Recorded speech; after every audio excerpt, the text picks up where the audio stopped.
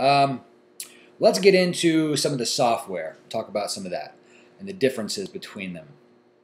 All right. Photoshop is a raster-based image editing program. And what that means is it's pixel-based. That's the huge difference between Photoshop and Illustrator. Photoshop and Illustrator are the two programs you're going to use for creating elements for a design. And we'll talk about the differences between them. InDesign is kind of the program where you bring it all together and lay out the page and put the text and everything, all the pieces together. But the main difference between Photoshop and Illustrator is Photoshop is raster-based, which means it's pixels, like a photograph or something like that, a digital photograph. Illustrator is vector-based, and what that means is there's no pixels involved. It's all mathematical equations that creates these lines and curves and gradients and all this kind of stuff. What that means is that a Photoshop or a raster-based image, a pixel-based image, it only has a certain amount of information in it, a certain number of pixels. So if you blow it up above and beyond the original size, you can shrink it and it's not going to lose quality. But if you blow it up beyond its original size, it's going to start getting pixelated and fuzzy. And I'm sure you've all seen that when you tried to print something out from the internet. And that's something that we'll talk about a little bit later with print, resolution and screen resolution, that kind of stuff. So that's the main difference between them. And because of that, you use the programs for different things. Photoshop is, it's pixel-based, it's image editing software. You can use it. It is an amazingly versatile tool. But it is a tool. If you don't have the design skills that we've kind of discussed the entire semester, then you're just going to create, shiny pieces of crap, basically. You got to have the know-how, and that's a problem that I think I've talked about it in here, but it's just a overarching problem with design, is because things have become so much easier to create than they were in the past. People think just because they have this software, they can open up Photoshop and put a fancy effect on a photo, and they're graphic designers, and that's not the case. That's why there's so much bad design out there, because they haven't taken my class. Yeah. Anyway, so let's see. The way Photoshop works, you can do so many things with Photoshop. You can you can change the color of an image. A lot of times if you take a photo under fluorescent lighting, it's really yellow, or if it's poor lighting, the photo is going to be bad. There's a lot of bad photography out there. Photoshop can help you to clean that up. You can adjust the color, make it much more, photorealistic, I guess, or more, real-world realistic. You can also clean up a photo if there's dust or scratches. If you scan something in and there was, a fingerprint and some dust on your scanner, you can clean that stuff up. You can get rid of it using something called the clone stamp tool, which basically samples from one area or photo and paints over another area. That allows you to clean up these, imperfections. And that's also, how you see these beautiful women in Rolling Stone and Maxim and all these magazines, and men, excuse me. But, you see them and they're just, they look so perfect and, great physique and no blemishes. And there's a reason for that. And that reason is Photoshop. These supermodels are not nearly as hot as you think they are. It's kind of a it's kind of a downer when you find that out. Anyway,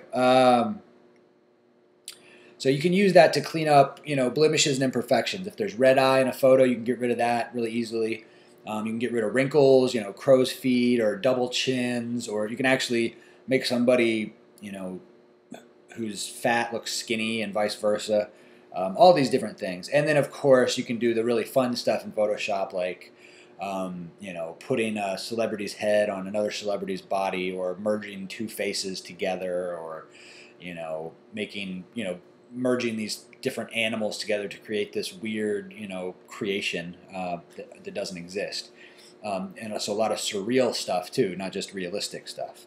But that's just a little bit. Photoshop, you can do so much. You can create images for the web, do all these different things. So the way that is done in Photoshop, is with what's called layers. And basically what that is there are there are different layers in your file, in your PSD file, which stands for Photoshop Document. That's the file extension. That's the native Photoshop file. PSD files have different layers on them, and each layer has, you start out with one layer, it's your background. And say you have a photograph of somebody's face that you bring into that working file. Now you have two layers. You have your background and a photograph. And then say you type something, you put the person's name or a block of text in there. Then you have three layers. You have your background, your photograph, and then your text. And you keep on adding these layers, and you can move them around and adjust the color and the size of each layer independently. So it really creates this very versatile workspace where you can pretty much create anything that you can think up if you know the skills. And you can do so many different things. You can apply masks to different layers, which hides a certain part of that layer. You can adjust the opacity of a layer, which is how opaque it is. If it's 100%, you can't see through it. You can take it all the way down to where it's completely transparent, or anywhere in between. You can also apply filters to individual layers or a document as a whole, which are these they're pretty cool effects that you can get some halftone pattern effects and some two-color effects where it might make a photograph look more like an illustration.